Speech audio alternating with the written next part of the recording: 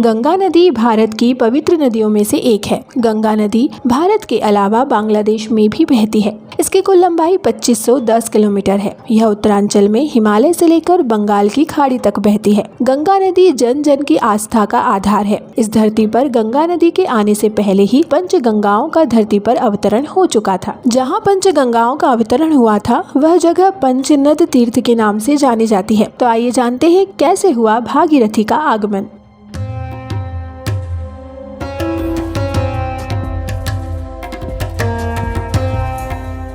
नमस्कार, स्वागत है आपका हमारे चैनल स्टोरीज ऑफ भारत में। महाराज भागीरथ को ब्रह्मांड की पवित्र नदी गंगा को धरती पर लाने का श्रेय दिया जाता है। पुण्य सलीला, पाप मोचिनी और सदियों से मोक्ष दिलाने वाली गंगा को भागीरथ अपने पूर्वजों के मोक्ष के लिए लाए थे। लेकिन उसके बाद गंगा ने मानव की कई पीढ़ियों का उद्धार कर दिया और यह सब संभव हुआ भागीरथ की कठोर तपस्या से। महाराज भागीरथ अयोध्या के इक्ष्वाकु वंश के राजा थे। वह राजा दिलीप के पुत्र और महाराज अंशुमान के पौत्र थे। अंशुमान महाराज सगर के पुत्र थे। अंशुमान ने अपने पूर्वजों को मोक्ष की जिम्मेदारी लेते हुए राजपाट अपने पुत्र दिलीप को सौंप दिया था। उन्होंने इसके लिए घोर तपस्या की और अपना शरीर त्याग दिया। महाराज दिलीप ने भी गंगा को धरती पर लाने के अथक प्रयास किए और रुग्णावस्था में स्वर्ग सिधार गए। अब महाराज भागीरथ ने प्रण किया कि वह किसी भी हालत में गंगा को धरती पर लाएंगे और अपने पूर्वजों को मोक्ष दिलवाएंगे। उन्होंने घोर तप किया और गंगा को धरती पर लाने में सफल हुए। भागीरथ ने जब गंगा को धरती पर लाने का संकल्प लिया तब उनका कोई पुत्र नहीं था। इसीलिए उन्होंने राजपाट अपने मंत्रियों को सौंपा और गोकर्ण तीर्थ में जाकर घोर तपस्या में लीन हो गए।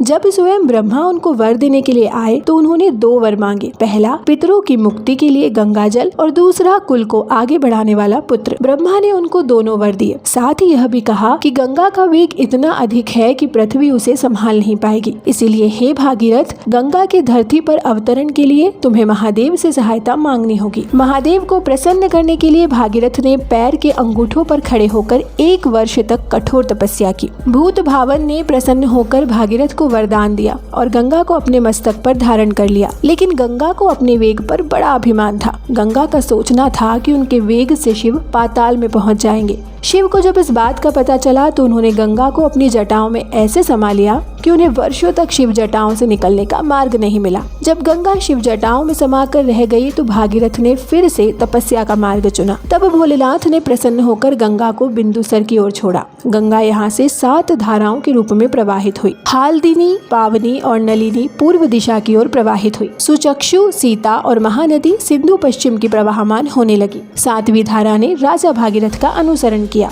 राजा भागीरथ गंगा में स्नान करके पवित्र हुए और अपने दिव्य रथ पर चढ़कर चल दिए। गंगा उनके पीछे पीछे चलने लगी। रास्ते में जहनु मुनि का आश्रम था। गंगा के जल से जहनु मुनि की यज्ञशाला बह गई। क्रोधित होकर मुनि ने संपूर्ण गंगा जल पी लिया। इस पर चिंतित होकर समस्त देवताओं ने जहनु मुनि का पूजन किया और गंगा को उनकी पुत्री बताते हुए क्षमा याचना की। देवताओं की प्रार्थना पर जहनु मुनि ने कानों के मार्ग से गंगा को बाहर निकाला।